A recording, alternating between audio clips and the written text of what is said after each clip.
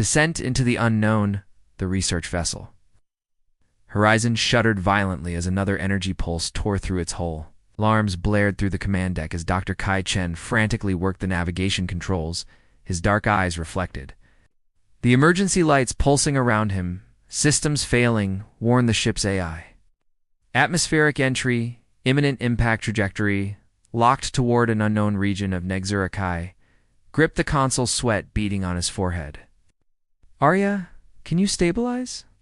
"Our descent angle," called to the ship's intelligence system. "Negative, Dr. Chen. Primary thrusters non-responsive. Secondary systems at 20% capacity. Survival probability, 37%. Through the view screen, Kai watched the swirling purple and blue atmosphere of Negzura grow larger. He had come to study this unexplored world's ecosystem, not crash into it. The irony wasn't lost on him. 3 years of preparation, countless hours developing non-invasive research, protocols, and now he would become the very contaminant he'd sworn to avoid. Initiating emergency protocols, Arya's voice remained calm despite the chaos. Deploying crash webbing and preparing stasis gel, the translucent substance filled the command chamber. As Kai took one last deep breath, his final conscious thought before impact was of the beautiful planet rushing up to meet him. Would it be his tomb or something else entirely? Miles below, deep in the bioluminescent jungles of Nixera's western continent, Aya paused in her gathering, her tall purple form going still as the sky erupted with fire. She watched the strange object tear through the clouds, gripped her staff tighter, the crystal at its tip humming with energy. "Another invader," she whispered to herself, the translator pendant at her throat, converting her native clicks and whistles to understandable speech, though exiled from her people. The Azuran Huntress still protected these lands. It was her purpose, her redemption. Aya whistled softly, calling her companion creature. Sarah bounded through the undergrowth, her 6 legs moving in perfect harmony. The feline-like being chirped questioningly, sensing her friend's concern. "Yes, we must investigate." Aya stroked Sarah's luminescent fur. "It could be dangerous, but it could also be someone in need."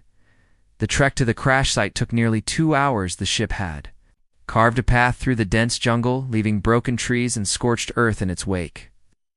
Aya approached cautiously, her athletic form moving silently despite her impressive height.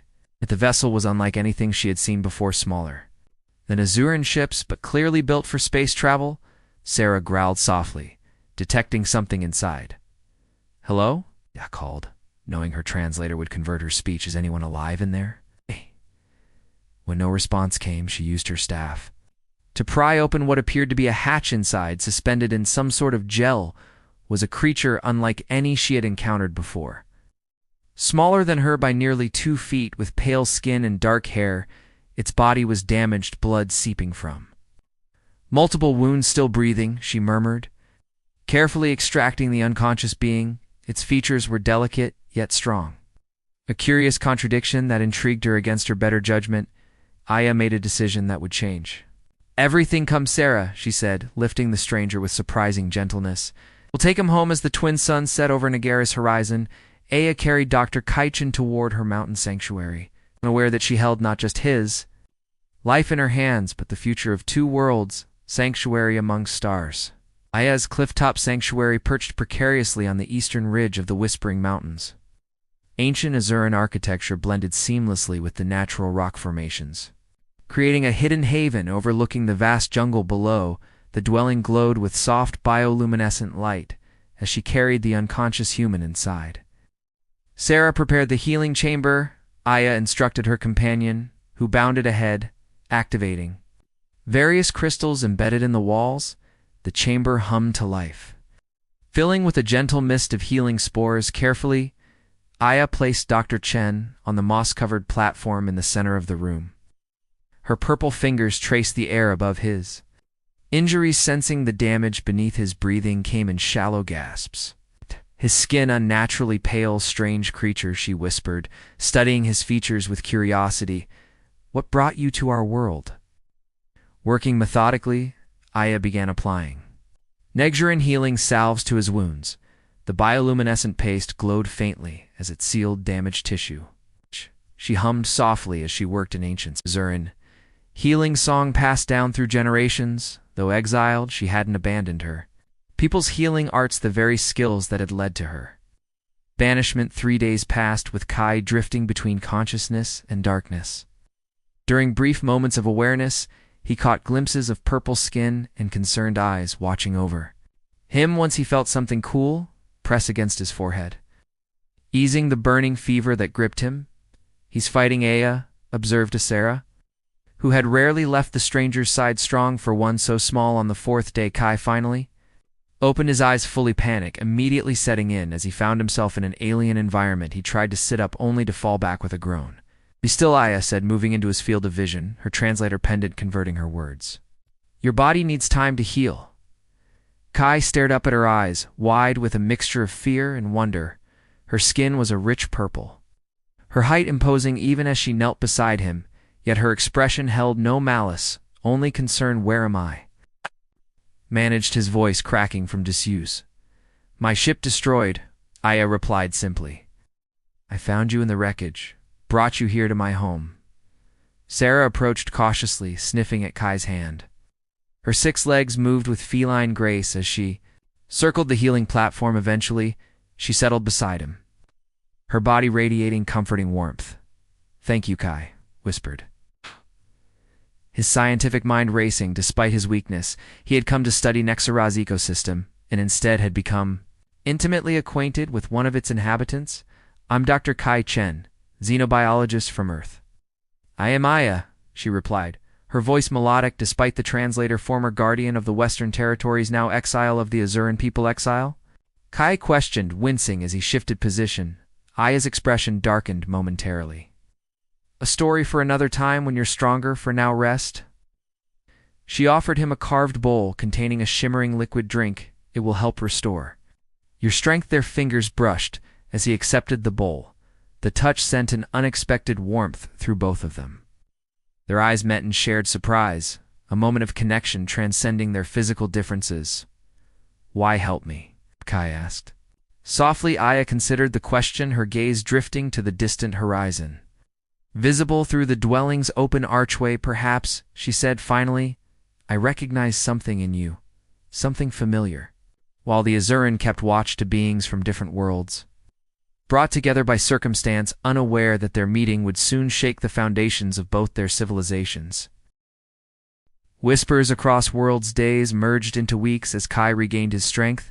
The sanctuary became less alien to him with each passing sunrise. Aya proved to be a patient teacher, guiding him through the basics of Azuran language while he taught her more complex human phrases beyond what her translator could manage. One evening, as Negezra's twin moons cast their glow through the dwelling's crystal windows, they sat together on the observation platform, Sarah curled contentedly between them. "Your world has no moons?" Aya asked, her purple skin luminous in the moonlight. Her tall form reclined gracefully against a living pillar of bioluminescent moss. Kai smiled, enjoying the way her eyes widened when he shared details of Earth. "Just one, and it's pale white. Not these beautiful blues and purples." "One moon seems lonely," she replied, her voice thoughtful. "Perhaps that's why we humans are so driven to explore," Kai mused, always searching for companions among the stars. Their gazes met across the space between them, holding for a moment longer than necessary. Kai felt his pulse quicken. The xenobiologist in him noted his physiological response, while the man acknowledged something deeper. Developing days were filled with exploration, Aya showing Kai the wonders of Negezra's ecosystem. His scientific curiosity delighted her, so different from the aggressive explorers her people had encountered before. "These specimens are remarkable," Kai exclaimed, examining a flower that changed colors with the temperature of the touch. The adaptive properties could revolutionize medical technology on Earth. "You see beauty where others saw only resources to exploit," Aya observed quietly, watching his gentle handling of the flora. Kai looked up at her. "That's why I became a xenobiologist, to understand, not conquer." During their explorations, Kai learned more about Aya's exile, how she had refused to eliminate wounded explorers from another world-defying commander. Rena's direct orders. "Compassion was seen as weakness," she explained one night as they catalogued the day's findings. "But I could not kill defenseless beings, even if they were intruders." Kai reached across the table, his hand hesitantly covering hers. Where I come from, what you did isn't weakness. It's the highest form of strength. Aya's fingers slowly intertwined with his. The contrast between his 5 fingers and her for creating a perfect fit nonetheless. Perhaps our worlds aren't so different after all, she whispered, as Kai's strength returned fully. They began training together in the Azuran defensive art of Sebeth. Their bodies moved in, synchronized. Patterns at dawn, Aya's movements fluid, and powerful Kai's adaptable and quick. She stood behind him, her tall form guiding his stance. Her hands gently correcting his posture. Like this, she murmured, her breath warm against his ear. Feel the energy flow through you, not against. Kai was acutely aware of her closeness, the subtle scent of Negjuron blossoms that seemed to emanate from her skin. He turned slightly, their faces unexpectedly close. Aya, he said softly. The name feeling right on his tongue, her eyes searched. His curious and vulnerable yes, Kai? Words failed him. Instead, he slowly raised his hand. Fingers tracing the luminescent markings along her cheekbone, she didn't pull away. Her eyes closing briefly at the touch. I've studied dozens of worlds, Kai confessed, his voice barely above a whisper. Nice. But none have held a marvel like you. A sound like distant chimes filled the air. As Aya laughed softly, scientists are supposed to observe, not interact. Then consider this a research. Deviation, he replied with a smile. Their foreheads touched. An intimate gesture in both their cultures. Sarah chirped approvingly from her perch. Nearby that night, Kai recorded in his journal, Negzura has taught me that connection transcends biology. Today I realize that understanding across difference isn't just possible, it's the most natural thing in the universe. Outside the sanctuary, storm clouds gathered on the horizon, but within their shared space, something beautiful and unprecedented was blooming, a connection neither human science nor Azuran tradition had words to describe. Shadows of the past, the warning came with the dawn. A burst of energy pulsed through the sanctuary's defense crystals. Startling Sarah from her slumber, her distressed chirps woke Kai and Aya, who had fallen asleep studying ancient star charts. Together, Aya was immediately alert, her body tensing as she moved to the observation platform in the valley below. Sleek vessels bearing the insignia of the Azuran Guardian Force hovered above the jungle canopy. They've found us, she whispered. Her normally melodic voice tight with apprehension. Kai joined her, his hand instinctively finding hers. Oh. We've been careful, the Guardians have ways. Aya's gaze never left the ships. Advanced tracking technology, informants among the native creatures. The purple markings along her neck pulsed with agitation. Commander Rena leads them. The name hung between them like a physical presence Kai had learned enough about. Rena during their conversations to understand the threat she posed. The mentor who had ordered Aya to execute wounded aliens and declared her exile when she refused. We should run, Kai suggested. Already calculating escape routes through the mountain passes, Aya shook her head. There is nowhere on Negzura that Rena cannot find us, and your injuries, though healed, have left you weaker than you realize. A projection suddenly materialized in the center of the sanctuary. The imposing figure of Commander Rena appeared. Her royal purple skin darker than Aya's, decorated with the golden markings of Azuran leadership. Her eyes narrowed as they landed on Kai. So the rumors are true. Rena's voice was cold, precise. My former protege harbors yet another alien specimen. Have you learned nothing from your exile, Aya?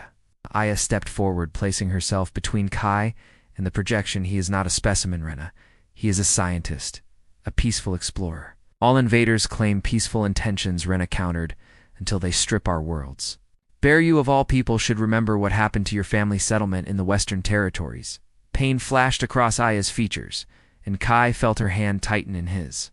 He had never seen this vulnerability in her before. That was different, Aya replied. Her voice barely controlled. Those were corporate raiders. Kai is nothing like them.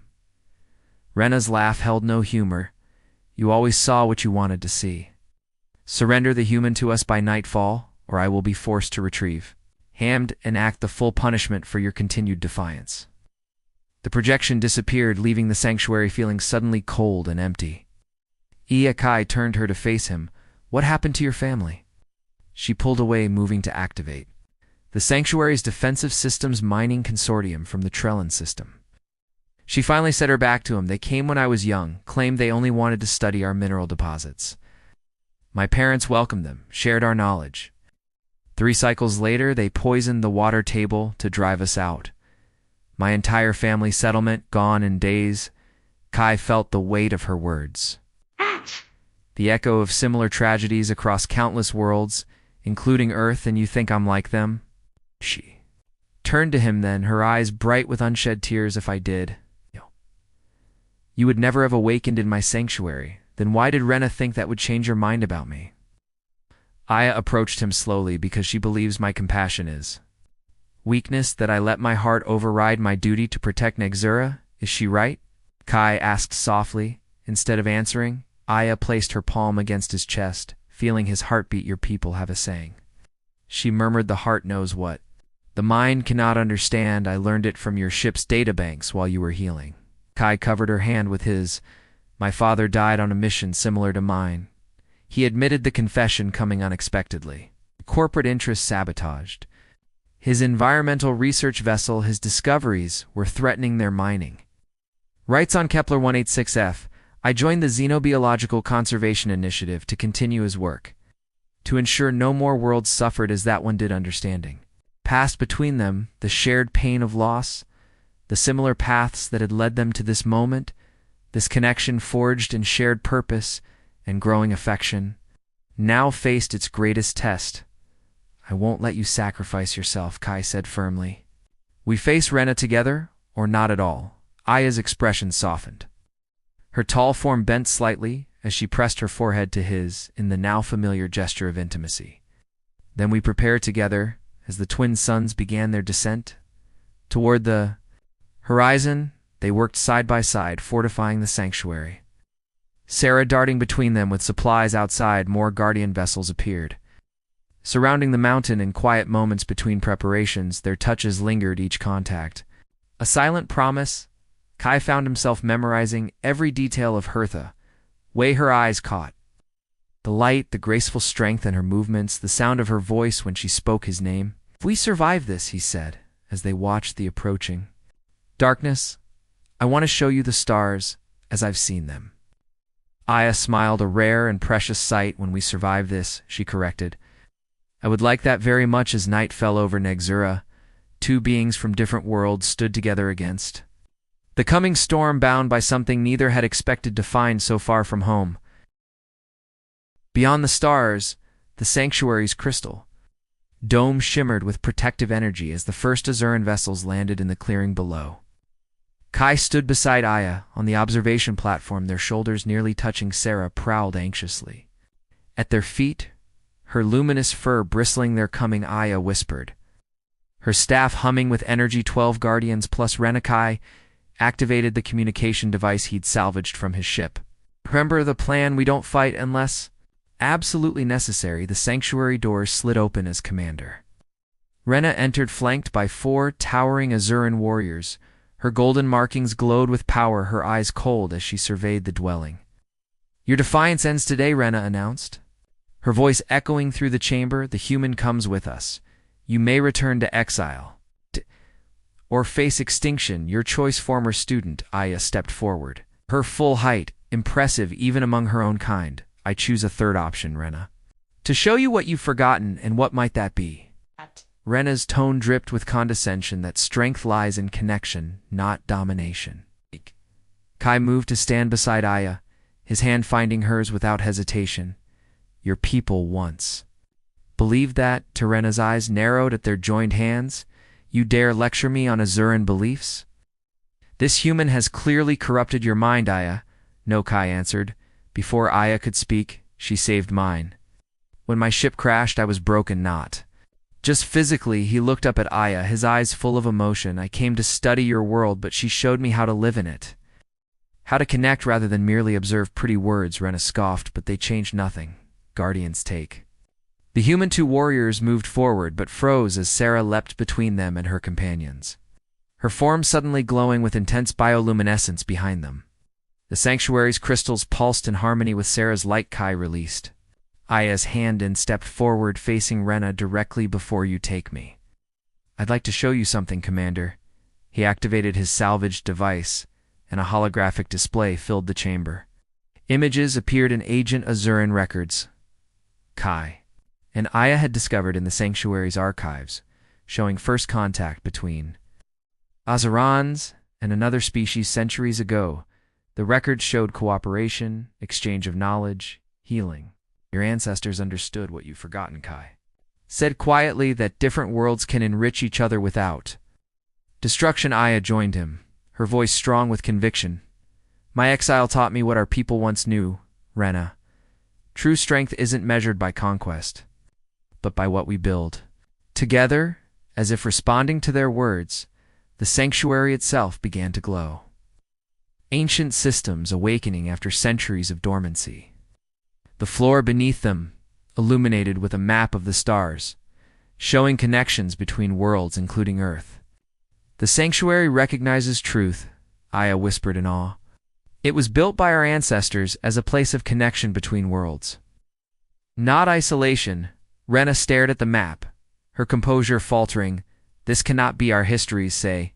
Histories can be rewritten by those in power," Kai interrupted gently. "But truth remains in places like this, waiting to be rediscovered." One of the younger guardians lowered her weapon, mesmerized by the ancient star map. Then another followed suit. Uncertainty rippled through Rena's forces. "The human speaks wisdom." "What?" Rena, the youngest guardian, said. "Perhaps we should listen." Something shifted in Rena's expression. "Not surrender." "But the first crack in certainty," explained she, demanded, though. Her voice had lost its edge as night deepened. Kai and Aya shared their discoveries, their vision for cooperation between worlds. Their words flowed together, seamlessly finishing each other's thoughts. Standing side by side, the human scientist and the Azuran exile offered a glimpse of possibility that even Rena couldn't dismiss entirely. When dawn finally broke over Nexura, an unprecedented agreement had been reached. The sanctuary would become an official outpost for peaceful exchange between Earth and Nexura, with Kai and Aya as its first ambassadors. As Rena's vessels departed, Kai turned to Aya, overcome with emotion. "You risked everything for something worth more," she replied, drawing him close. Their foreheads touched in their now familiar gesture of intimacy. But this time, Aya's lips found his in a kiss that bridged worlds. Sarah chirped approvingly. Rubbing against their legs, the sanctuary hummed with renewed energy, as if celebrating their victory later. As they stood watching the twin suns rise over Nexura, Kai's arm around Aya's waist, he whispered, "What happens now?" She looked down at him, her purple skin aglow in the morning light, her eyes filled with promise. "Now we build something new together." Above them, the stars faded with the dawn. But their constellation, the one they had created between worlds, shone brighter than ever, a beacon for others who might someday follow their path across the vast distances of space. To find connection in the most unexpected places. In the heart of Nexura, a human and an Azuran had discovered that love transcends biology, that understanding bridges the greatest divides, and that sometimes the most important explorations lead not to distant planets, but to the spaces between two beating hearts.